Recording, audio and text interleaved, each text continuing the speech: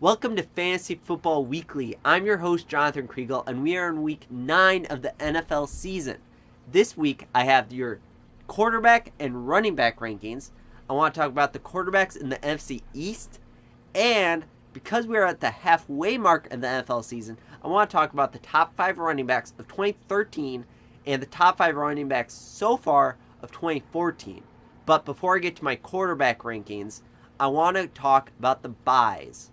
This week we have 6 teams on buys: the Bears, the Bills, the Falcons, the Lions, the Packers, and the Titans. So adjust your lineups accordingly. Now we can get into the quarterback rankings. There's a lot of teams on buys this week, and Thursday we had 2 great quarterbacks play, so there's a lot of interesting names towards the bottom of my list.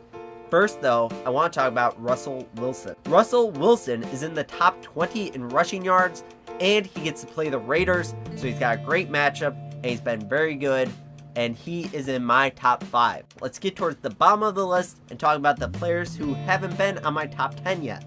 First, Carson Palmer. Carson Palmer has been as good as Peyton Manning and Andrew Luck. The only thing is he's been injured and hasn't played as many games as them. But I like him a lot. He is my starting quarterback, and he is worth starting this week with all of the players on buys. Now, at number 9, Ben Roethlisberger. He threw for over 500 yards last week and had 6 touchdown passes. He gets to play the Ravens. I don't see him repeating the numbers he had last week, but I see him doing pretty good, and with all the buys, he is worth starting. Next, I want to talk about the 4 teams in the NFC East and the quarterback situations for each one of them. The quarterback situations are crazy all over the NFC East.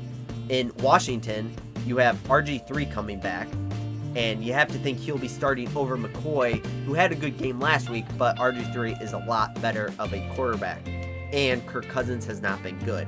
And then in New York, you have Eli Manning, who last year had 27 interceptions, and this year only has 5, so he was able to correct that. But Nick Foles of Philadelphia had 2 interceptions last year and has had 9 so far this year. And then in Dallas, Tony Romo got injured last week. It was painful to watch. He's a game time decision. If Brandon Weeden is starting, I would not start Brandon Weeden in any league. He's not a good quarterback. And if Weeden's starting, Des Bryant's value goes down.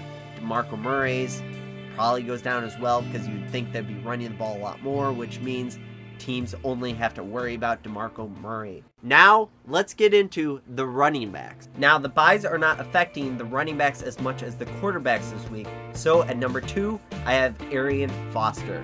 He has been an elite running back so far this year. I like the rejuvenation he's had. He's been playing a lot better, and he's my top 2 running back. At number 7, I have LaShawn McCoy. He has not been nearly as good as he was last year, but I see him turning around for the second half of the season and being a top 10 running back. Don't know if he'll get into the top 5 like he was last year, but top 10 for sure. Now, at number 9, Ahmad Bradshaw. He has been a top 5 running back in fantasy this year. For most leagues, he was a free agent pickup for most teams. I wish I got him, and now he is in my top 10 for week 9. Week 9 means we're halfway through the NFL season, so I want to compare the top 5 running backs of last year to the top 5 of this year. Here are the top 5 running backs of 2013.